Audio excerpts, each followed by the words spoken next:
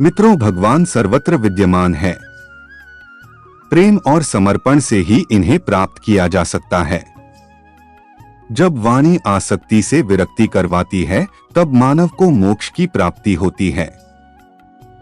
कथा का श्रवण करने से दुराचारियों का उद्धार होता है, भटके जीवों की मुक्ति होती है।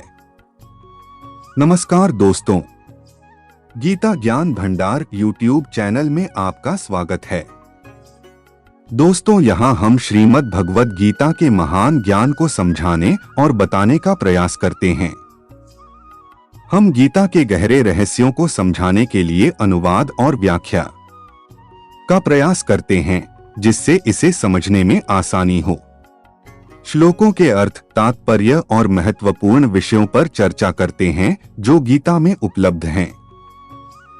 हम यहाँ गीता के मार्गदर्शन से आपको प्रेरित करने का प्रयास करते हैं और इसे आपके जीवन में उपयोगी बनाने के उपाय बताते हैं। यह चैनल हमें भगवद गीता के अद्वितीय ज्ञान के साथ परिचित कराता है। हम यहाँ गीता के श्लोकों का विश्लेषण करते हैं, उनके अर्थों को समझाते हैं और उनके महत्वपूर्ण संदेशों को समझने का प्रयास करते हैं। हमारा उद्देश्य यह है कि गीता के गहरे अर्थों को सरल भाषा में व्याख्यान करके आप इसे अपने जीवन में उतार सकें और आध्यात्मिक सफलता की दिशा में आगे बढ़ सकें। तो आज ही गीता ज्ञान भंडार यूट्यूब चैनल को सब्सक्राइब करें और गीता के महत्वपूर्ण संदेशों से रूबरू हों।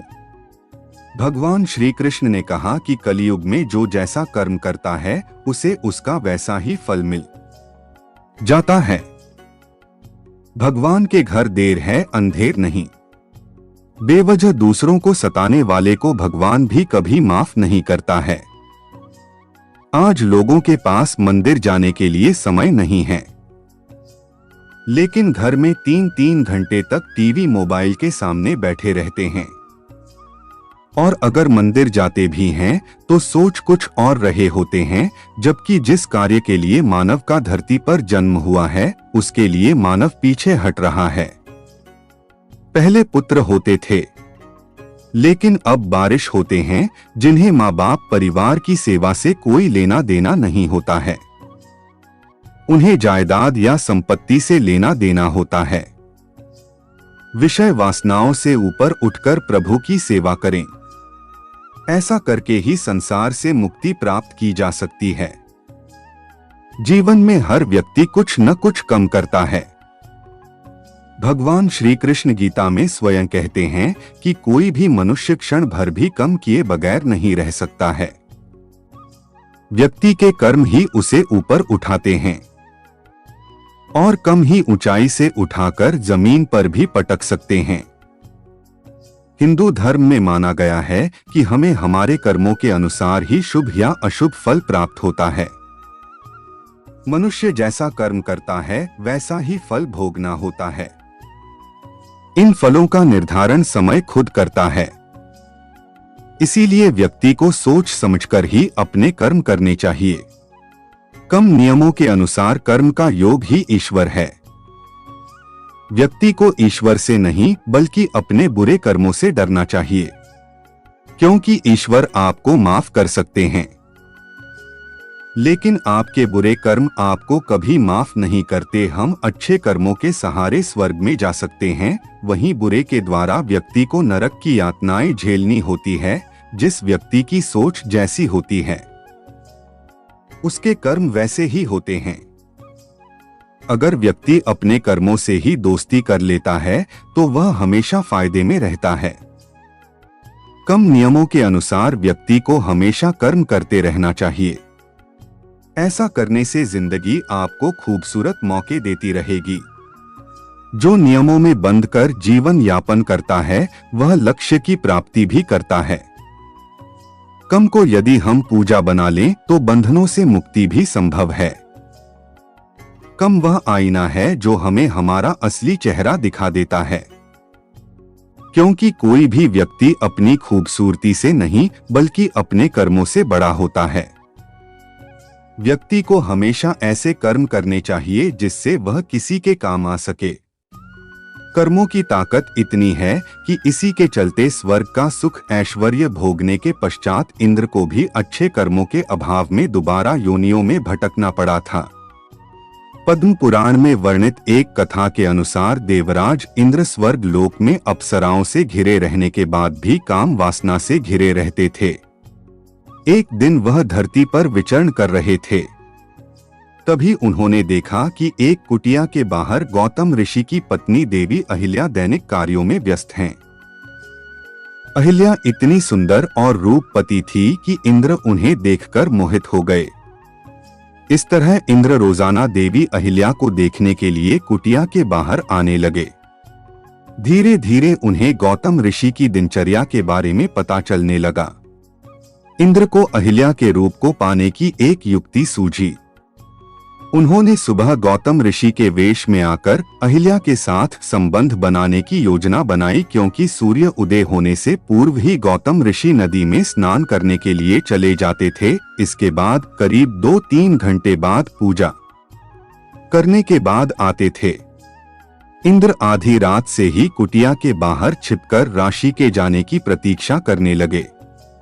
इस दौरान इंद्र की वासना उन पर इतनी हावी हो गई कि उन्हें एक और योजना सूझी। उन्होंने अपनी माया से ऐसा वातावरण बनाया जिसे देखकर ऐसा प्रतीत होता था कि सुबह हो गई हो। यह देखकर गौतम ऋषि कुटिया से बाहर चले गए। उनके जाने के कुछ समय बाद इंद्र ने गौतम ऋषि का वेश बनाकर कुटिया में प्रवेश किया। उन्होंने आते ही अहिल्या से प्रणय निवेदन किया। अपने पति द्वारा इस तरह के विचित्र व्यवहार को देखकर पहले तो देवी अहिल्या को शंका हुई, लेकिन इंद्र के छल कपट से सराबोर मीठी बातों को सुनकर अहिल्या भी अपने पति के स्नेह में सब कुछ भूल बैठी। दूसरी तरफ नदी के पास जाने पर गौतम ऋषि ने आसपास का वातावरण देखा, जिससे उन्हें अनुभव हुआ कि अभी भोर नहीं हुई है। वो किसी अनहोनी की कल्पना करके अपने घर पहुंचे। वहां जाकर उन्होंने देखा कि उनके वेश में कोई दूसरा पुरुष उनकी पत्नी के साथ रति क्रिया कर रहा है। यह देखते ही वह क्रोध से व्याकुल हो उठे। वहीं दूसरी ओर उनकी पत्नी ने जब अपने पति को अपने सामने खड़ा पाया तो उन्हें सारी बात समझ में आने लगे। अनजाने में किए गए अपराध को सोचकर उनका चेहरा पीला पड़ गया। इंद्र भी भयभीत हो गए। क्रोध से भरकर गौतम ऋषि ने इंद्र से कहा, मोर, तूने मेरी पत्नी का स्त्रीत्व भंग किया है। उसकी योनि को पाने की इच्छा मात्र के लिए तूने इतना बड़ा अपराध कर दिया। यदि तुझे स्त्री योनि को पाने की इतनी ही लालसा है तो मैं तुझे श्राप देता हूँ कि अभी इसी समय तेरे पूरे शरीर पर 1000 योनियां उत्पन्न हो जाएगी। कुछ ही पलों में श्राप का प्रभाव इंद्र के शरीर पर पड़ने लगा और उनके पूरे शरीर पर स्त्री योनियां निकल आई। यह देखकर इंद्र आत्मग्लानि से भर उठे। उन्होंने हाथ जोड़कर गौतम ऋषि से श्राप मुक्ति की प्रार्थना की। रश्मि ने इंद्र पर दया करते हुए 1000 योनियों को 1000 आंखों में बदल दिया। वहीं दूसरी ओर अपनी पत्नी को शिला में बदल दिया। आपने भी गौर किया होगा, इंद्र को देवराज की उपाधि देने के साथ ही उन्हें देवताओं का राजा भी माना जाता है, लेकिन उनकी पूजा एक भगवान के तौर पर नहीं की जाती। इंद्र द्वारा ऐसे ही अपराधों के कारण उन्हें दूसरे देवताओं की तुलना में ज्यादा आदर सत्कार नहीं दिया जाता है। मित्रों, एक बार मृत्यु के देवता ने अपने दूत को भेजा पृथ्वी पर। एक स्त्री मर गई थी, उसकी आत्मा को लाना था। देवदूत आया लेकिन चिंता में पड़ गया, क्योंकि 3 छोटी छोटी लड़कियां जुड़वा एक अभी भी उस वृद्ध स्त्री से लगी है। एक चीख रही है, पुकार रही है, एक रोते रोते सो गई है। उसके आंसू उसकी आंखों के पास सूख गए हैं। 3 छोटी जुड़वा बच्चियों और स्त्री मर गई है और कोई देखने वाला नहीं है। पति पहले मर चुका है, परिवार में और कोई भी नहीं है। इन 3 छोटी बच्चियों का क्या होगा? उस देवदूत को यह ख्याल आ गया तो वह खाली हाथ वापस लौट गया। उसने जाकर अपने प्रधान को कहा कि मैं ला सका, मुझे क्षमा करें, लेकिन आपको स्थिति का पता ही नहीं है। 3 जुड़वा बच्चियां हैं, छोटी छोटी दूध पीती एक अभी भी मृत से लगी है, एक रोते रोते सो गई है, दूसरी अभी चीख पुकार रही है। हृदय मेरा ला ना सका। क्या यह नहीं हो सकता कि इस स्त्री को कुछ दिन और जीवन के दे दिए जाएं? कम से कम लड़कियां थोड़ी बड़ी हो जाएं। और कोई देखने वाला नहीं है। मृत्यु के देवता ने कहा, तो तुम फिर समझदार हो गया। उससे ज्यादा जिसकी मर्जी से मौत होती है, जिसकी मर्जी से जीवन होता है। तो तुमने पहला पाप कर दिया और इसकी तुझे सजा मिलेगी। और सजा यह है कि तुझे पृथ्वी पर चले जाना पड़ेगा, और जब तक तुम 3 बार न हंस लेगा अपनी मूर्खता पर, तब तक वापस न आ सकेगा। इसे थोड़ा समझना, 3 बार न लेगा अपनी मूर्खता पर, क्योंकि दूसरे की मूर्खता पर तो अहंकार हंसता है। जब तुम अपनी मूर्खता पर हंसते हो तब अहंकार टूटता है। देवदूत को लगा नहीं, वह राजी हो गया दंड भोगने को, लेकिन फिर भी उसे लगा कि सही तो मैं ही हूं, और हंसने का मौका कैसे आएगा। उसे विदेश की जमीन पर फेंक दिया गया। एक जूता कारीगर सर्दियों के दिन करीब आ रहे थे और बच्चों के लिए कोट और कंबल खरीदने शहर गया था, कुछ रुपए इकट्ठे करके। जब वह शहर जा रहा था तो उसने राह के किनारे एक नंगे आदमी को पड़े हुए थे छोड़ते हुए देखा। यह नंगा आदमी वही देवदूत है जो पृथ्वी पर फेंक दिया गया था। उस कारीगर को दया आ गई और बजाय अपने बच्चों के लिए कपड़े खरीदने के, उसने इस आदमी के लिए कंबल और कपड़े खरीद लिए। इस आदमी को कुछ खाने पीने को भी न था, घर भी न था, छप्पर भी न था जहां रुक सके। तो कारीगर ने कहा कि अब तुम मेरे साथ ही आ जाओ, लेकिन अगर मेरी पत्नी नाराज हो, जो कि वह निश्चित होगी क्योंकि बच्चों के लिए कपड़े खरीदने लाया था, वह पैसे तो खर्च हो गए, वह अगर नाराज हो चिल्लाई तो तुम परेशान मत होना, थोड़े दिन में सब ठीक हो जाएगा। उस देवदूत को लेकर कारीगर घर लौटा। न तो कारीगर को पता है कि देवदूत घर में आ रहा है, न पत्नी को पता है। जैसे ही देवदूत को लेकर कारीगर घर में पहुंचा, पत्नी एकदम पागल हो गई, बहुत नाराज हुई, बहुत चीखी चिल्लाई, और देवदूत पहली दफा हंसा। कारीगर ने उससे कहा, हंसते हो, बात क्या है? उसने कहा, मैं जब 3 बार हंस लूंगा तब बता दूंगा। देवदूत ऐसा पहली बार, क्योंकि उसने देखा कि इस पत्नी को पता ही नहीं है कि कारीगर देवदूत को घर में ले आया है, जिसके आते ही घर में हजारों खुशियां आ जाएंगी। लेकिन आदमी देखी कितनी दूर तक सकता है। पत्नी तो इतना ही देख पा रही है कि एक कंबल और बच्चों के कपड़े नहीं बचे, जो हो गया है वह देख पा रही है, जो मिला है उसका उसे अंदाज ही नहीं है। मुफ्त घर में देवदूत आ गया है, जल्दी ही, क्योंकि वह देवदूत था। 7 दिन में ही उसने जूता कारीगर का सब काम सीख लिया और उसके जूते इतने प्रसिद्ध हो गए कि कारीगर महीनों के भीतर धनी होने लगा।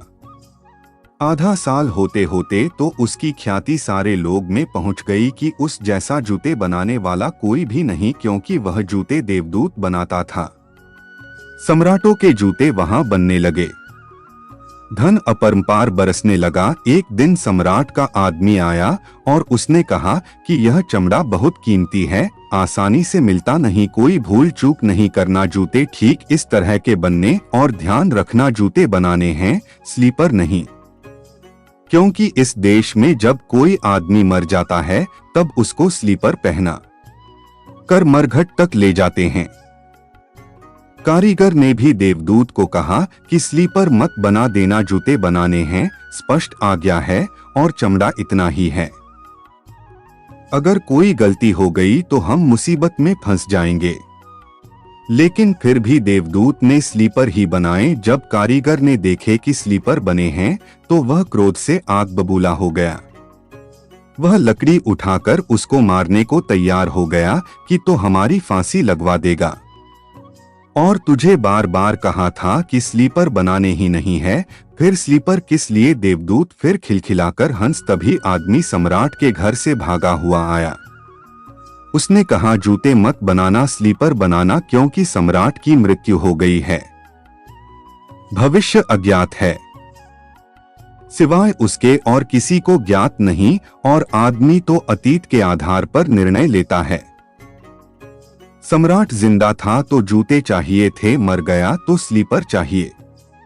तब वह कारीगर उसके पैर पकड़कर माफी मांगने लगा कि मुझे माफ कर दे, मैंने तुझे मारा। पर उसने कहा, कोई हर्ज नहीं, मैं अपना दंड भोग रहा हूँ। लेकिन वह हंसा आज दोबारा। कारीगर ने फिर पूछा कि हंसी का कारण? उसने कहा कि जब मैं 3 बार हौसलों दोबारा हंसा, इसलिए कि भविष्य हमें ज्ञात नहीं है, इसलिए हम आकांक्षाएं करते हैं जो कि व्यर्थ है। हम अभीप्सा करते हैं जो कभी पूरी नहीं होंगी। हम मानते हैं जो कभी नहीं घटेगा, क्योंकि कुछ और ही घटना तय है। हमसे बिना पूछे हमारी नीति घूम रही है, और हम व्यर्थ ही बीच में शोर मचाते हैं। चाहिए स्लीपर और हम जूते बनवाते हैं। मरने का वक्त करीब आ रहा है और जिंदगी का हम आयोजन करते हैं। तो देवदूत को लगा कि वे बच्चियां, मुझे क्या पता भविष्य उनका क्या होने वाला है। मैं नाहक बीच में आया और तीसरी घटना घटी कि एक दिन 3 जवान लड़कियां, उन तीनों की शादी हो रही थी और उन तीनों ने जूतों के ऑर्डर दिए कि उनके लिए जूते बनाए जाएं। एक वृद्ध महिला उनके साथ आई थी जो बड़ी धनी थी। देवदूत पहचान गया, यह वे ही 3 लड़कियां हैं जिनको वह मृत मां के पास छोड़ गया था और जिनकी वजह से वह दंड भोग रहा है। वे सब स्वस्थ है, सुंदर है। उसने पूछा कि क्या हुआ, यह औरत कौन है? उस वृद्ध औरत ने कहा कि यह मेरी पड़ोसन की लड़कियां हैं। गरीब औरत थी, उसके शरीर में दूध भी न था, उसके पास पैसे लगते भी नहीं थे और 3 बच्चे जुड़वा। इन्हीं को दूध पिलाते पिलाते मर गई। लेकिन मुझे दया आ गई, मेरे कोई बच्चे नहीं हैं और मैंने इन तीनों बच्चियों को पाल लिया। अगर माँ जिंदा रहती तो ये तीनों बच्चियां गरीबी, भूख और दीनता और दरिद्रता में बड़ी होती। माँ मर गई, इसलिए ये बच्चियां तीनों बहुत ही धन वैभव में, संपदा में पली और अब उसकी सारी संपदा की यही 3 मालिक है और इनका सम्राट के परिवार में विवाह हो रहा है। देवदूत तीसरी बार हंसा और कारीगर को उसने कहा कि यह 3 कारण हैं। भूल मेरी थी, नीति बड़ी है और हम उतना ही देख पाते हैं जितना देख पाते हैं, जो नहीं देख पाते बहुत विस्तार है उसका, और हम जो देख पाते हैं उससे हम कोई अंदाजा नहीं लगा सकते जो होने वाला है, जो होगा। मैं अपनी मूर्खता पर 3 बार हंस लिया हो, अब मेरा लंड पूरा हो गया और अब मैं जाता है। मित्रों, एक बार की बात है, एक गांव में कृष्णाबाई नाम की महिला रहती थी। वह भगवान श्री कृष्ण की परम भक्त थे। वह एक झोपड़ी में रहती थी। कृष्णा भाई का वास्तविक नाम किया था, पर कृष्ण भक्ति के कारण इनका नाम गांव वालों ने कृष्णा भाई रख दिया। घर घर में पोछा, बर्तन और खाना बनाना ही इनका काम था। कृष्णा भाई रोज फूलों का माला बनाकर दोनों समय श्री कृष्ण जी को पहनाती थी और घंटों कान्हा से बात करती थी।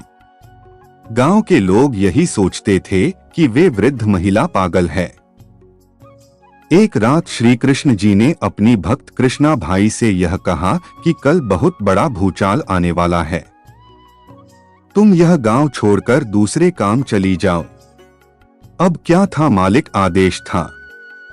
कृष्णाबाई ने अपना सामान इकट्ठा करना शुरू किया और गांव वालों को बताया कि कल सपने में कान्हा आए थे और कहा कि बहुत प्रलय होगा, पास के गांव में चली जाएं।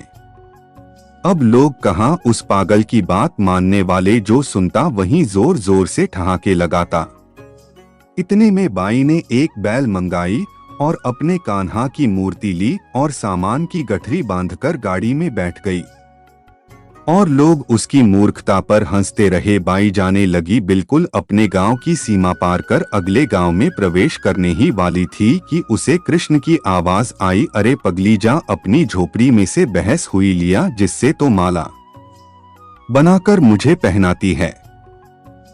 यह सुनकर बाई बेचैन हो गई, तड़प गई कि मुझसे भारी भूल कैसे हो गई, अब मैं कान्हा की माला कैसे बनाऊंगी। उसने गाड़ी वाले को बहारों का और बदहवास अपनी झोपड़ी की तरफ भागे। गांव वाले उसके पागलपन को देखते और खूब मजाक उड़ाते माई में तिनकों में फंसी हुई को निकाला और फिर पागलों की तरह दौड़ते हुए गाड़ी के पास आई। गाड़ी वाले ने कहा कि माई तू क्यों परेशान है, कुछ नहीं होना। मैंने कहा अच्छा चलो अब अपने गांव की सीमा पार कर। गाड़ी वाले ने ठीक ऐसा ही किया। अरे यह क्या, जैसे ही सीमा पार हुई पूरा गांव ही धरती में समा गया, सब कुछ जलमग्न हो गया। गाड़ी वाला भी अटूट कृष्ण भक्त था। येन केन प्रकरण भगवान ने उसकी भी रक्षा करने में कोई विलंब नहीं किया। प्रभु जब अपने भक्त की मात्र एक सुई तक की इतनी चिंता करते हैं तो वह भक्त की रक्षा के लिए कितना चिंतित होते होंगे। जब तक उस भक्त की एक सुई उस गांव में थी पूरा गांव बचा था। इसीलिए कहा जाता है कि भरी बदरिया पाप की बरसने लगे अंगार, संत न होते जगत में जल जाता संसार। इसलिए मित्रों, अगर हमारे कर्म अच्छे होंगे तो भगवान का आशीर्वाद भी हमारे सिर पर ही रहेगा। इंसान चाहे कलयुग में हो चाहे सतयुग में, उसे अपने कर्मों का हिसाब किताब तो देना ही पड़ता है। जिसने जैसे कर्म संसार में किए हैं उन्हीं के अनुसार उसे अपने कर्मों का फल भोगना भी होगा। यही संसार का नियम है। इसीलिए अच्छे कर्म करने तथा बुरे कर्मों से बचने की सलाह दी जाती है। इस बात को आप एक छोटी सी कहानी से समझ सकते हैं कि कर्मों का फल कैसे मिलता है। भगवान के घर में देर है अंधेर नहीं, यह कहावत हम बचपन से सुनते आ रहे हैं क्योंकि हमारे बड़ों ने हमें जो बताया हमने मान लिया। लेकिन क्या है इसका सही अर्थ, यह आपने अपने जीवन के अनुभवों से सीखा होगा। भगवान हर बुरे व्यक्ति को भी सुधरने का मौका देता है और हर अच्छे व्यक्ति की अच्छाई की परीक्षा भी लेता है।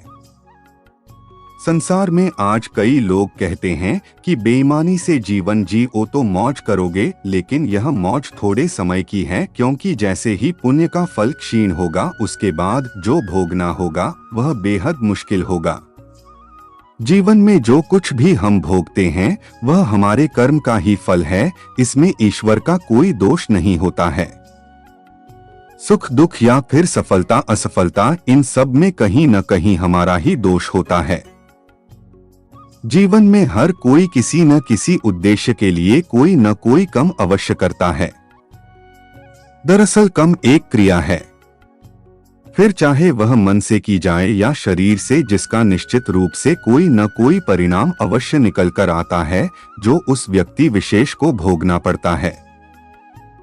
कहने का तात्पर्य यह है कि जीवन में हमारे द्वारा किए गए कर्म फिर चाहे वो अच्छे हो या फिर बुरे, हमें भुगतना अवश्य पड़ता है, जिसके चलते अक्सर हमें कभी सुख तो कभी दुख प्राप्त होते हैं। आप अपने जीवन में कामयाब हो या फिर नाकामयाब, ये सभी आपके द्वारा किए गए कार्यों का परिणाम होता है, जिसे दुनिया कर्म के रूप में जानती है। जीवन में कुछ भी सहयोग से या फिर कहें भाग्य से कुछ नहीं होता। आप अपने कार्यों से अपना भाग्य स्वयं बनाते हैं, जिसे कर्म कहते हैं। हमारे द्वारा किया गया कर्म हमेशा दो दिशाओं में चलता है। यदि हम पुण्य कर्म का जीवन में बीज बोते हैं तो निश्चित रूप से हमें सुख का फल प्राप्त होगा, जबकि हम पाप कर्म का बीज बोते हैं तो हमें उसके दुष्परिणाम रूपी फल के लिए तैयार रहना होगा। जीवन में व्यक्ति को हमेशा बगैर किसी लाभ की आशा के अपने गम को निर्विकार भाव से करना चाहिए। यदि आप अपने जीवन में बुरे कर्म करके अच्छे भाग्य की कल्पना करते हैं तो वह व्यर्थ ही है, क्योंकि यदि हमारे कर्म अच्छे हैं तो हमारा भाग्य भी सुंदर होगा। श्री कृष्ण जी ने भी गीता में कर्म को ही सबसे उत्तम बताया है, क्योंकि कर्म हो हमारे भाग्य का निर्माण करते हैं। अगर हम अच्छे कर्म करेंगे तो हमारे साथ अच्छा होगा, अगर हम बुरे कर्म करेंगे तो हमारे साथ बुरा ही होगा। भगवान की न्याय व्यवस्था बहुत ही ज्यादा सुदृढ़ है। कर्म का फल अच्छे कार्य करने वाले को अच्छा और बुरे कर्म करने वाले को बुरा फल अवश्य ही भोगना पड़ेगा। भगवान के देर भले ही हो जाए मगर अंधेर हो ही नहीं सकता। जिसको आप देर समझते हैं बहुत देर भी नहीं है। प्रभु ने प्रत्येक कर्म के फल होने का समय पहले से ही निर्धारित कर रखा है। समय से पहले या पीछे फल की प्राप्ति नहीं होगी। प्रभु की प्रत्येक रचना, प्रत्येक नियम इतना ज्यादा गहरा है कि हर एक प्राणी उसको समझ या जान नहीं सकता। आज जो काम हम कर रहे हैं परिपक्व होकर उनसे ही हमारे भाग्य की रचना होती है। हमारे भाग्य के निर्माता हम खुद ही है और प्रत्येक मनुष्य को उसके भाग्य के अनुसार उसे फल या को फल अवश्य भोगना पड़ेगा ही। में हम जो दुख भुगत रहे हैं यह हमारे ही पिछले जन्मों का या इसी जन्म के हमारे किए गए पुण्यों या बुरे कर्मों का, पापों का फल है। प्रभु को दोष नहीं देना चाहिए। भगवान का एक विधान यह है कि हमारे कर्म, विचार और भावना को अनुसार ही हमें सुख या दुख की प्राप्ति होगी और वह सुख या दुख हमें खुद को ही भोगना पड़ेगा। मनुष्य के कब किए हुए पाप का फल कब मिलेगा इसका कुछ पता नहीं। भगवान का विधान विचित्र है। जब तक पुराने पुण्य प्रबल रहते हैं उग्र पाप का फल भी तत्काल नहीं मिलता। जब पुराने पुण्य खत्म होते हैं तब पाप की बारी आती है।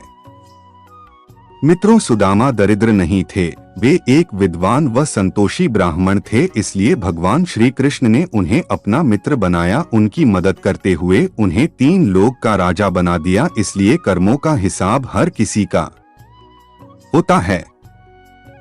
कठोपनिषद में कहा गया है, यदि मरने से पूर्व ईश्वर को अनुभव से जान लिया तो वह मुक्त हो जाता है, यानी मोक्ष या निर्वाण को प्राप्त करता है। इसका तात्पर्य यह हुआ कि वह जन्म मरण के चक्र से छूटकर सदा के लिए ईश्वर में समा जाता है। यदि जीव का जन्म मरण छूट जाए यानी विभिन्न शरीरों में घूमना रुक जाए तो वह समस्त दुखों से मुक्त हो जाएगा। शरीर ही दुख का कारण है। जीव को जन्म लेने में दुख होता है, जीवन भर कुछ न कुछ दुख लगा रहता है और वापस मृत्यु के समय महान दुख उठाना पड़ता है। इसलिए संत कबीर साहब ने कहा है, किया का होना देखा जो देखा तो दुखिया हो भक्ति या उपासना का परम उद्देश्य है।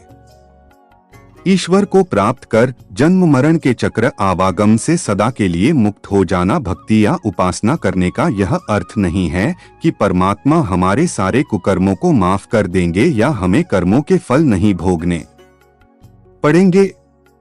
हम चाहे कितनी भी भक्ति कर लें, कितने भी उपवास कर लें, कितना भी मंदिर जा लें, लेकिन हमें हमारे कर्मों का फल तो भोगना ही होगा।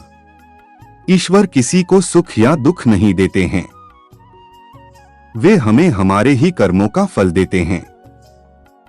श्री कृष्ण ने कहा है, कमनीय बाध ही का रस्ते मां फलेशु कदाचन। कभी कभी लोग कहते हैं कि हमारा भाग्य बहुत खराब है। यह भाग्य कहां से आया? पिछले कई जन्मों के बचे हुए कर्मफल से ही हमारा भाग्य बनता है।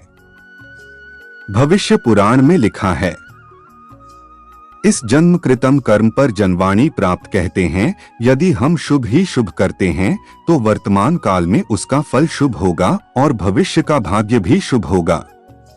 इसी तरह अशुभ कर्म के लिए समझना चाहिए।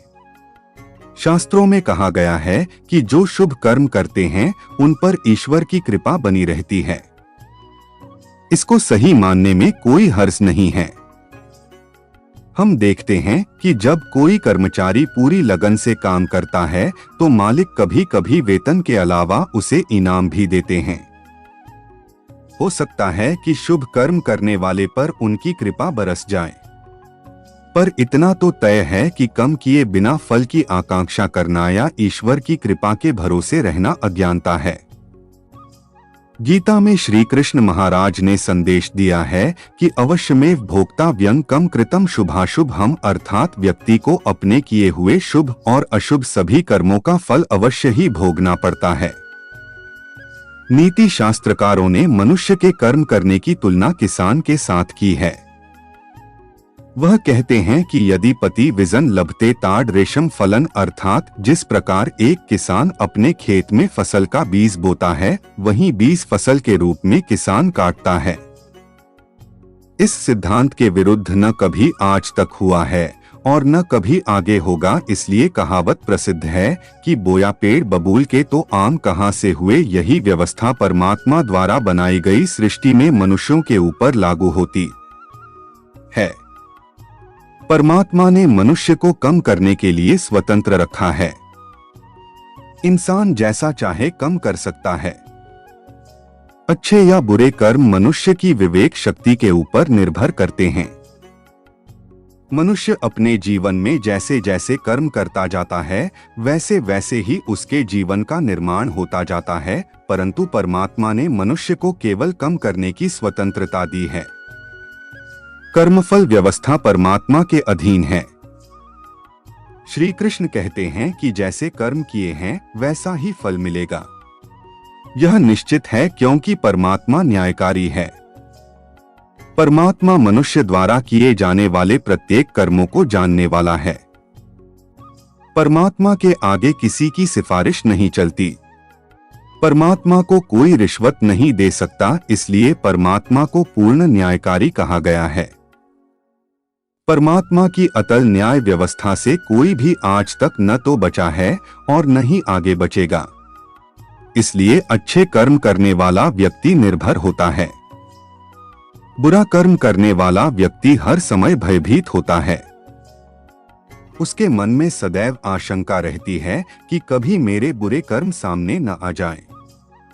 बुरे कर्मों के सामने आते ही उसे उन कर्मों का फल मिलना शुरू हो जाता है। हमारे शास्त्रों में कहा गया है कि व्यक्ति जिस प्रकार का व्यवहार समाज के प्रति करता है, उसके प्रति भी वैसा ही व्यवहार करना चाहिए।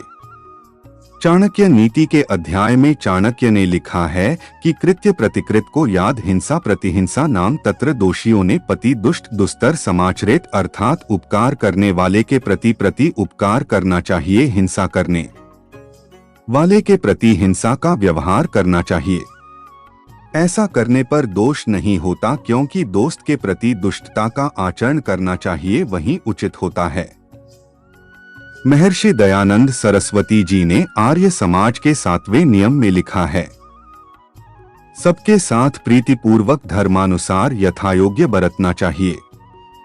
उपकारी के प्रति प्रत्येक कार्य करना चाहिए, परंतु जो हमारा नाश करने पर उतारू है, हमारी संस्कृति सभ्यता और धर्म का ही नाश करने पर तुला हुआ है, ऐसे दुष्टों का तो वध ही कर देना चाहिए।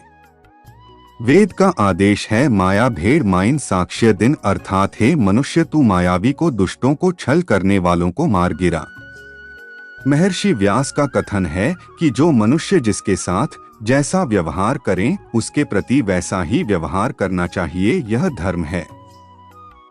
ठगी से व्यवहार करने वाले के साथ ठगी का व्यवहार करना चाहिए और भला करने वाले के साथ भलाई का व्यवहार करना चाहिए। इस प्रकार शास्त्रों में, वेदों में दुष्टों की निंदा की गई है और यथापूर्वक व्यवहार करने का आदेश दिया गया है। गीता में कर्म योग सिखाता है कि कम के लिए कर्म करो, आसक्ति रहित होकर कर्म करो। कर्मयोगी इसीलिए कम करता है कि कम करना उसे अच्छा लगता है और इसके परे उसका कोई हेतु नहीं है। कर्मयोगी कम का त्याग नहीं करता, वह केवल कर्मफल का त्याग करता है और करमचंद दुखों से मुक्त हो जाता है। उसकी स्थिति इस संसार में एक डाटा के समान है और वह कुछ पाने की कभी चिंता नहीं करता। वह जानता है कि वह दे रहा है और बदले में कुछ मांगता नहीं और इसीलिए बहुत दुख के चंगुल में नहीं पड़ता। वह जानता है कि दुख का बंधना शक्ति की प्रतिक्रिया का ही फल हुआ करता है। गीता में कहा गया है कि मन का समत्व भाव ही योग है, जिसमें मनुष्य सुख दुख लाभ हानि जय पराजय संयोग वियोग को समान भाव से चित्त में ग्रहण करता है। कर्म फल का त्याग कर धर्मनिरपेक्ष कार्य का संपादन भी पूजा के समान हो जाता है। संसार का कोई कार्य ब्रह्मा से अलग नहीं है, इसलिए कार्य की प्रकृति कोई भी हो, निष्काम कर्म सदा ईश्वर को ही समर्पित हो जाता है। पुनर्जन्म का कारण वासनाओं या अतृप्त कामनाओं का संचय है। कर्म योगी कर्मफल के चक्कर में ही नहीं पड़ता, वासनाओं का संचय भी नहीं होता। इस प्रकार कर्म योगी पुनर्जन्म के बंधन से भी मुक्त हो जाता है। कर्म का सिद्धांत अत्यंत कठोर है। जहां अच्छे कर्म व्यक्ति के जीवन को प्रगति की दिशा में ले जाते हैं, वहीं बुरे कर्म उसे पतन की ओर ले जाते हैं। धर्म ग्रंथों के अनुसार मनुष्य को किए हुए शुभ या अशुभ कर्मों का फल अवश्य भोगना पड़ता है। इसलिए भगवान श्री कृष्ण ने गीता में कर्म की प्रधानता देते हुए यहाँ तक स्पष्ट किया है कि व्यक्ति की यात्रा जहाँ से छूटती है, अगले जन्म में वह वहीं से प्रारंभ होती है। कर्म के इसी सिद्धांत को सरलता से समझने के लिए जानते हैं। कर्मों के प्रकार और कर्म फलों के बारे में कर्म 3 तरह के होते हैं: क्रियमान, संचित और प्रारब्ध वर्टिकल बार।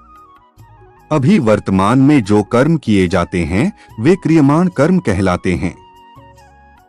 जो भी नए कर्म और उनके संस्कार बनते हैं वे सब केवल मनुष्य जन्म में ही बनते हैं, पशु पक्षी अपराधी योनियों में नहीं, क्योंकि वे योनियां केवल कर्मफल मौके के लिए ही मिलती है। हिंदू धर्म में कर्म का अत्यंत महत्व है। यहाँ कहा जाता है कि जीवात्मा अपने कर्मों के अनुसार भविष्य में फल प्राप्त करता है। यदि किसी व्यक्ति ने अच्छे कर्म किए हैं तो उसे सुख और समृद्धि का फल मिलता है, वहीं बुरे कर्म करने वाले को दुख और पीड़ा का फल भुगतना पड़ता है। हिंदू धर्म में कर्म को भगवान के सामने यज्ञ के रूप में भी प्रस्तुत किया जाता है, जिससे समर्थी और अल्पज्ञ दोनों लोग भाग लेते हैं। बौद्ध धर्म में कर्म का भी महत्व है। यह भी कहा जाता है कि व्यक्ति अपने कर्मों के अनुसार अपने भविष्य का निर्माण करता है। यह बुद्ध ने निष्काम कर्म का बहुत महत्व दिया था। जैन धर्म में भी कर्म का बड़ा महत्व है। यह कहा जाता है कि जीवात्मा के कर्मों के फलस्वरूप वह संसार में बंधता है। जैन धर्म में निष्काम कर्म और आत्मानुशासन का जिक्र किया जाता है। वर्तमान से पहले इस जन्म में किए हुए अथवा पहले के अनेक मनुष्य जन्म में किए हुए जो कर्म संग्रहित हैं, वे संचित कर्म कहलाते हैं। संचित में से जो कर्म फल देने के लिए प्रस्तुत उन्मुख हो गए हैं, अर्थात जन्म, आयु और सुखदायी दुखदायी परिस्थिति के रूप में परिणत होने के लिए सामने आ गए हैं, वे प्रारब्ध कर्म कहलाते हैं। कमांड कर्म 2 तरह के होते हैं: शुभ और अशुभ वर्टिकल बार। जो कर्म शास्त्रानुसार विधि विधान से किए जाते हैं वे शुभ कर्म कहलाते हैं, और काम, क्रोध, लोभ, पराशक्ति आदि को लेकर जो शास्त्र निषिद्ध कर्म किए जाते हैं वे अशुभ कर्म कहलाते हैं। शुभ अथवा अशुभ प्रत्येक क्रियमाण कर्म का एक तो फल अंश बनता है और एक संस्कार अंश। ये दोनों भिन्न भिन्न हैं। अंश के 2 भेद हैं, दृष्ट और अदृष्ट वर्टिकल बार। इनमें से दृष्ट के भी 2 भेद होते हैं, तात्कालिक और कालांतर। एक बैठक बाद जैसे स्वादिष्ट भोजन करते हुए जो रस आता है, सुख होता है, प्रसन्नता होती है और तृप्ति होती है, यह एक्ट का तात्कालिक फल है। और भोजन के परिणाम में आयु, आरोग्य आदि का बढ़ना, यह दृष्ट का कालांतर एक फल है। ऐसे ही जिसका अधिक मिर्च खाने का स्वभाव है, वह जब अधिक मिर्च वाले पदार्थ खाता है तो उसको प्रसन्नता होती है, सुख होता है, और मिर्च की तीक्ष्णता के कारण मुंह में, जीभ में जलन होती है, आंखों से और नाक से पानी निकलता है, सिर से पसीना निकलता है। यह दृष्टि का तात्कालिक फल है। और को पट्टे के कारण परिणाम में पेट में जलन और रोग दुख आदि का होना या दृष्ट का काल आंतरिक फल है। इसी प्रकार अदृष्ट के भी 2 भेद होते हैं, लौकिक और पारलौकिक। जीते जी ही फल मिल जाए, इस भाव से यज्ञदान, तप, तीर्थ, व्रत, मंत्र जप आदि शुभ कर्मों को विधि विधान से किया जाए और उसका कोई प्रबल प्रतिबंध न हो तो यहाँ ही पुत्र, धन, यश, प्रतिष्ठा आदि अनुकूल की प्राप्ति होना और रोग, निर्धनता आदि प्रतिकूल की निवृत्ति होना, यह अदृष्ट का अलौकिक फल है। और मरने के बाद स्वर्ग आदि की प्राप्ति हो जाए। इस भाव से यथार्थ विधि विधान और श्रद्धा विश्वास पूर्वक जो यज्ञ, दान, तप आदि शुभ कर्म किए जाएं तो मरने के बाद स्वर्ग आदि लोगों की प्राप्ति होना, यह अरस्तु का पारलौकिक फल है। ऐसे ही डाका डालने, चोरी करने, मनुष्य की हत्या करने आदि अशुभ कर्मों का फल यहाँ ही कैद व जुर्माना, फांसी आदि होना, यह अदृष्ट का लौकिक फल है। गौर पापों के कारण मरने के बाद नाटकों में जाना और पशु पक्षी की पतंग आदि बनना, यह अदृष्ट का पारलौकिक फल है। पाप पुण्य के इस लौकिक और पारलौकिक फल के विषय में एक बात और समझने की है कि जिन पाप कर्मों का फल यही कैद, जुर्माना, अपमान, निंदा आदि के रूप में भोग लिया है, उन पापों का फल मरने के बाद भोगना ही पड़ेगा। परंतु व्यक्ति के पाप कितनी मात्रा के थे और उनका भोग कितनी मात्रा में हुआ, अर्थात उन पाप कर्मों का फल उसने पूरा होगा या अधूरा होगा, इसका पूरा पता मनुष्य को नहीं लगता, क्योंकि मनुष्य के पास इसका कोई माप तौल नहीं है। परंतु भगवान को इसका पूरा पता है। उनके कानून के अनुसार उन पापों का फल यहाँ जितने अंश में कम होगा गया है, उतना इस जन्म में या मरने के बाद भोगना ही पड़ेगा। इस वास्ते मनुष्य को ऐसी शंका नहीं करनी चाहिए कि मेरा पाप तो कम था पर दंड अधिक भोगना पड़ा, अथवा मैंने पाप तो किया नहीं पर दंडे मुझे मिल गया, कारण कि यह सर्वज्ञ, सर्वर सुहृद, सर्व समर्थ भगवान का विधान है कि पाप से अधिक दंड कोई नहीं भोगता, और जो दंड मिलता है वह किसी न किसी पाप का ही फल होता है। इस विवेचना को सरल शब्दों में समझने के लिए एक कहानी की ओर चलते हैं। किसी गांव में एक सज्जन रहते थे। उनके घर के सामने एक सुनार का घर था। सुनार के पास सोना आता रहता था और वह बनाकर देता रहता था।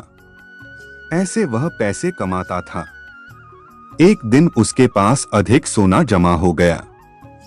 रात्रि में पहरा लगाने वाले सिपाही को इस बात का पता लग गया। उस पहरेदार ने रात्रि में और सुनार को मार दिया और जिस बक्से में सोना था उसे उठाकर चल दिया। इसी बीच सामने रहने वाले सज्जन लघुशंका के लिए उठकर बाहर आए। उन्होंने पहरेदार को पकड़ लिया और कहा कि तू इस बक्से को कैसे ले जा रहा है?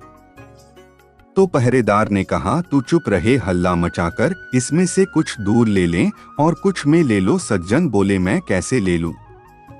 मैं चोर थोड़ा ही हूं। पहरेदार ने कहा, देख तू समझ जाओ, मेरी बात मान ले, नहीं तो दुख पाएगा। वे सज्जन मान्य नहीं। तब पहरेदार ने बक्सा नीचे रख दिया और उस सज्जन को पकड़कर जोर से सीटी बजा दी। सीटी सुनते ही हर जगह पहरा लगाने वाले सिपाही दौड़कर वहां आ गए। उसने सबसे कहा कि यह इस घर से बक्सा लेकर आया है और मैंने उसको पकड़ लिया है। तब सिपाहियों ने घर में घुसकर देखा कि सुनार मरा पड़ा है। उन्होंने उस सज्जन को पकड़ लिया और कानून के हवाले कर दिया।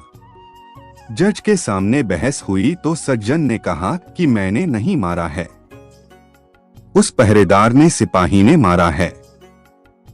सब सिपाही आपस में मिले हुए थे। उन्होंने कहा कि नहीं, इसी ने मारा है, हमने खुद रात्रि में से पकड़ा है। मुकदमा चला।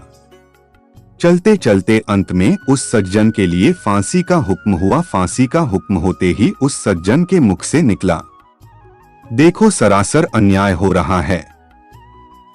भगवान के दरबार में कोई न्याय नहीं। मैंने महारानी, मुझे दर्द हो और जिसने मारा है वह बेदाग छूट जाए, जुर्माना भी नहीं, यह अन्याय है। जज पर इसका असर पड़ा कि वास्तव में यह सच्चा बोल रहा है, इसकी किसी तरह से जांच होनी चाहिए। ऐसा विचार करके उस जज ने एक षड्यंत्र रचा। सुबह होते ही एक आदमी रोता चिल्लाता हुआ आता है और कहता है, हमारे भाई की हत्या हो गई, सरकार वर्टिकल बाद इसकी जांच होनी चाहिए। तब जज ने उसी सिपाही को और कैदी सज्जन को मरे हुए व्यक्ति की लाश उठाकर लाने के लिए भेजा। दोनों उस आदमी के साथ वहां गए जहां लाश पड़ी थी। खाट पर लाश के ऊपर कपड़ा बिछाया था, खून बिखरा पड़ा था। दोनों ने उस खाद को उठाया और उसे उठाकर ले चले। साथ का दूसरा आदमी खबर देने के बहाने आगे भागकर चला गया। तब चलते चलते सिपाही ने कैदी से कहा, देख, उस दिन तो मेरी बात मान लेता तो सोना मिल जाता और फांसी भी नहीं होती। अब देख लिया सच्चाई का फल। कैदी ने कहा, मैंने तो अपना काम सच्चाई का ही किया था। फांसी हो गई तो हो गई, हत्या की तो उन्हें और दंड भोगना पड़ा। मेरे को भगवान के यहाँ न्याय नहीं। घाट पर झूठ मूठ मरे हुए के समान पड़ा हुआ आदमी उन दोनों की बातें सुन रहा था।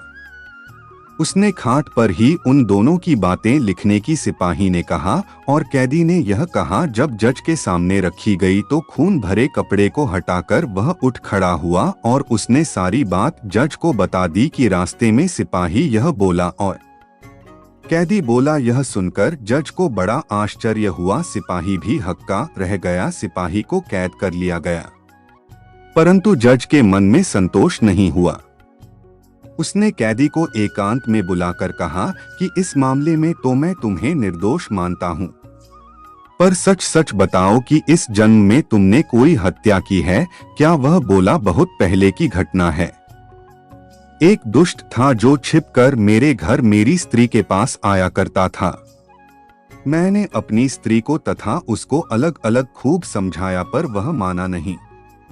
एक रात वह घर पर था और अचानक में आ गया। मेरे को गुस्सा आया हुआ था।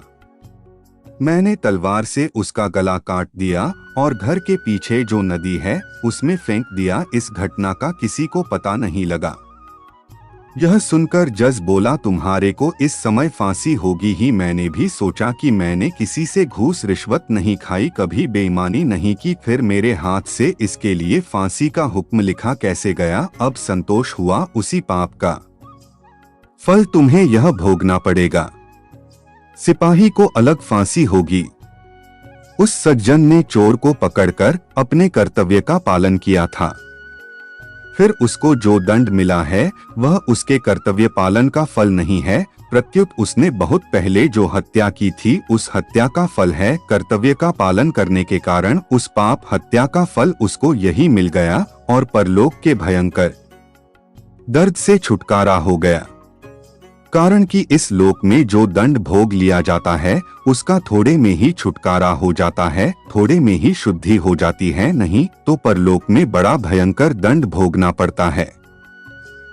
इस कहानी से यह पता लगता है कि मनुष्य के कर्म किए हुए पाप का फल कब मिलेगा इसका कुछ पता नहीं। भगवान का विधान विचित्र है।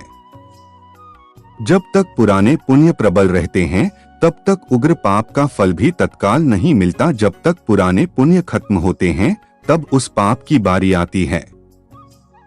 पाप का फल दंड भोगना पड़ेगा ही, चाहे इस जन्म में भोगना पड़े या जन्मांतर में।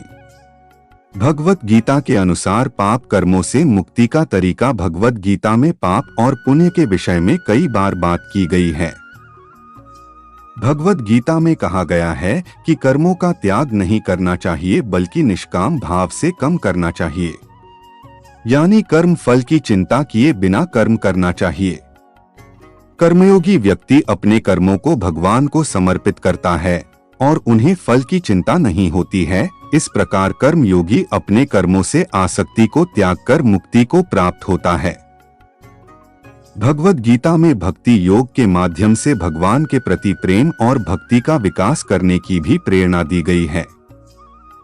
भक्ति योगी अपने मन वचन और कर्म से भगवान की उपासना करता है और उसके प्रति समर्पण भाव रखता है। भक्ति योग के माध्यम से व्यक्ति अपने अंतरंग दुखों से मुक्त होता है और भगवान के प्रति आत्मीय संबंध का अनुभव करता है। भगवत गीता में ज्ञान योग के माध्यम से ज्ञान का महत्व बताया गया है। ज्ञान योगी व्यक्ति आत्मा के अस्तित्व को समझता है और सच्चे ज्ञान के द्वारा भगवान को प्राप्त करता है। ज्ञान योगी को पापों से मुक्ति मिलती है क्योंकि जब वह आत्मा को शुद्ध और अधिकारी जानता है तो उसके सारे पाप ध्वंस हो जाते हैं। भगवत गीता के अनुसार यह 3 योग, कर्म योग, भक्ति योग और ज्ञान योग एक दूसरे के साथ मिलकर व्यक्ति को आत्मिक शुद्धि और मुक्ति की प्राप्ति में मदद करते हैं। आत्म विकास और धार्मिक उन्नति के लिए भगवत गीता के संदेशों का अनुसरण करना महत्वपूर्ण है। कलयुग में पुण्य का अर्थ है दिव्यता, जो शुद्धता, सच्चाई, धर्म और नीति की स्थिति होती है। इस स्थिति को प्राप्त करने के लिए व्यक्ति को समाज और समझदारी की आवश्यकता होती है, जिससे उन्हें दूसरों के साथ अच्छा व्यवहार करने में मदद मिलती है। व्यक्ति को पुण्य का अर्थ यह भी समझना चाहिए कि उनके कर्मों से संबंधित होता है और इससे उनके भविष्य का निर्माण होता है। ब्रह्मा कुमारी विश्वविद्यालय में शिक्षा लेने वाले लोग इस समझ को प्राप्त करने के बाद अपनी सोच और कर्मों को सुधारते हैं और समाज में अच्छी तरह से अपना योगदान देते हैं। मन से, वचनों से, कर्मों से न किसी को दुख, दोनों दुख लोग हर कर्म से ही पाप पुण्य उपजते हैं। यह सदा व्यक्ति के अंदर जो भाव होते हैं, यह भाव जब ईश्वर नियमों पर होते हैं तब यह पुण्य होते हैं, और जब ईश्वरीय नियमों के विरुद्ध होते हैं तो पाप होते हैं। इसलिए असंख्य व्यक्ति के हिसाब अनंत घटनाक्रम बनते हैं और उनके आधार पर भाव भाव से पाप पुण्य होते हैं। इसलिए इसको सिर्फ शब्दों में समेट न सिर्फ संभव नहीं है। जिस तरह ईश्वर का न आदि है और न ही अर्थ है, उसे किसी शब्दों में व्याख्या भी करना संभव नहीं है, क्योंकि ईश्वर के आधार पर प्रकृति अनंत रूप लेती है।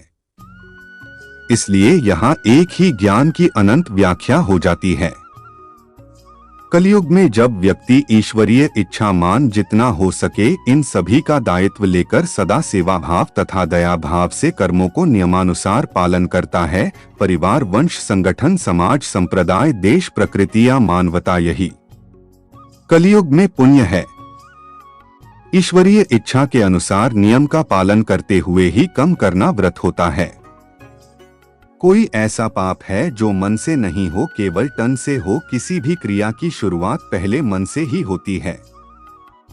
मन ही आपके संपूर्ण कर्मों का कारक भी है और कर्ता भी। ऐसे में मानसिक कम भी कर्मों की श्रेणी में ही आते हैं, और यदि मानसिक कम भी कम है तो इसके फल भी है। आप किसी के लिए दुआ करते हैं, किसी को आशीर्वाद देते हैं, यह सब अच्छे कर्म है। हर समय किसी को बद्दुआ, किसी को कोसना, किसी के विषय में बुरा सोचना, यह सब बुरे कर्म है। अब कोई व्यक्ति सदैव मन से बुरा सोच है, चाहे वह कर कुछ न पाए, तो क्या आपकी नजरों में वह एक अच्छा इंसान है? क्या आपके विचार ही आपके आसपास का वातावरण का निर्माण कर आपको फल देते हैं? अच्छे विचार सकारात्मक परिस्थिति तो बुरे विचार नकारात्मक परिस्थिति का निर्माण करते हैं। यही परिस्थितियां आपको अपने मानसिक कर्मों का फल देती है।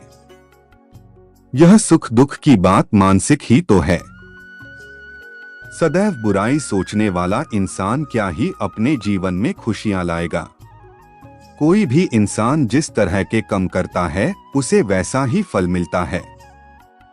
और कलयुग में तो इंसान को चाहे उसके कर्मों का फल देर से ही क्यों ना मिले, मिलता अवश्य है। अगर हम बुरे कर्म करते हैं तो हमें उसका फल अवश्य ही एक न एक दिन भोगना पड़ता है, चाहे उन बुरे कर्मों का फल देर से ही क्यों ना मिले, परंतु एक न एक दिन इंसान को उसकी अनुभूति अवश्य होती है। भला करता है, अच्छा सोचता है, अच्छे कर्म करता है तो उसे उसकी अच्छाई का फल चाहे उसी समय न मिले मगर मिलता अवश्य है। गीता में भी कहा गया है, जैसा कर्म करेगा वैसा फल देगा भगवान। आचार्य पाराशर ने कहा है कि द्वापर युग के अंत में जब देवर्षि नारद ने ब्रह्मा जी से कलयुग में कली के प्रभाव से मुक्त होने का उपाय पूछा, तब सृष्टिकर्ता ने कहा कि आदिपुरुष भगवान नारायण के नाम उच्चारण से मनुष्य कलयुग के दोषों को नष्ट कर सकता है। नारद जी के द्वारा उस नाम मंत्र को पूछने पर हिरण्यगर्भ ब्रह्मा जी ने बताया, कलयुग में तो केवल श्री हरि की गुण गाथाओं का गान करने से ही मनुष्य भव सागर की थाह पा जाते हैं। कलयुग में न तो योग और यज्ञ है और न ज्ञान ही है। श्री राम जी का गुणगान ही एकमात्र आधार है। अतएव सारे भरोसे त्याग कर जो श्री राम जी को भेजता है और प्रेम सहित उनके गुण समूहों को गाता है, साथ ही उन गुणों को अपने जीवन में अपनाकर सही कम करता है, वही भवसागर से तर जाता है। नाम का प्रताप कलयुग में प्रत्यक्ष है। नाम जप से और उनके दोनों से बड़ी कोई भी साधन नहीं है। इस भगवन जप की महिमा अनंत है। सनकादि मुनि ने बताया कि कलयुग में एक ही सत्कर्म है जो करने योग्य है। इस सत्कर्म को करने से न केवल मोक्ष प्राप्त होता है अपितु भगवान भी प्राप्त हो जाते हैं। वह सत्कर्म है सप्ताह विधि से श्रीमद् भागवत महापुराण का श्रवण करना। कलयुग में यह सत्कर्म सब पापों को नष्ट करने वाला और भगवान को प्राप्त कराने वाला है। इसीलिए हम सबको श्रीमद् भागवत महापुराण की कथा का श्रवण करने का जब भी अवसर मिले अवश्य करना चाहिए। आज भी गीता और उसके उद्देश्यों को मानने वाले लोग इस सिद्धांत को मानते हैं। तभी तो समाज में कई ऐसे लोग हैं जो बहुत ऊंची पदवी प्राप्त करने के पश्चात भी दान धर्म में विश्वास करते हैं, दिखाने के लिए नहीं अपितु सेवा भाव से सदैव उचित कम करने में लगे रहते हैं, क्योंकि गम भी हमारे एफडी और सेविंग जैसा होता है जो कि भगवान के घर में काम आता है। महापुरुषों का मानना है कि जब हम किसी के घर जाते हैं तो खाली हाथ नहीं जाना चाहिए। ठीक ऐसे ही जब हम भगवान के घर जाते हैं तो उनके घर भी हमें कुछ कुछ लेकर जाना चाहिए। तो वह चीज वस्तु तो नहीं ले जा सकते, इसीलिए उचित कम करें। यदि आप प्राचीन ग्रंथों में प्रमाण देखेंगे तो आपको इसका प्रमाण भी मिलेगा। और आज भी ऐसे कई जीवित प्रमाण हैं। आज भी कई लोग निस्वार्थ सेवा में विश्वास करते हैं। उस सेवा में उनका कोई स्वार्थ नहीं होता और आपने भी कई बार अपने जीवन में कार्य करके देखा होगा। कभी किसी भूखे को भोजन, गरीब को वस्त्र दान किया तो भीतर आनंद की अनुभूति हुई होगी। वह आनंद की अनुभूति आपको उसके फल प्राप्ति की और नहीं जाने देती, उस आंतरिक आनंद का आभास होता है आपको। आपने भी कई बार ऐसा अनुभव किया होगा जब आपको कोई कम किसी के लिए निस्वार्थ करने का मन हुआ हो, उस समय आपके मन में फल का विचार नहीं रहा होगा। दोस्तों, कैसी लगी यह वीडियो आप कमेंट में अवश्य बताइएगा। आपका धन्यवाद गीता ज्ञान भंडार यूट्यूब चैनल देखने के लिए। इस चैनल पर हम भगवद गीता के महत्वपूर्ण विषयों पर विचार करते हैं। अगर आपने अभी तक सब्सक्राइब नहीं किया है तो अभी सब्सक्राइब करें और नए वीडियो का आनंद लें। साथ ही साथ कमेंट बॉक्स में जय श्री कृष्णा लिखना ना भूलें। धन्यवाद।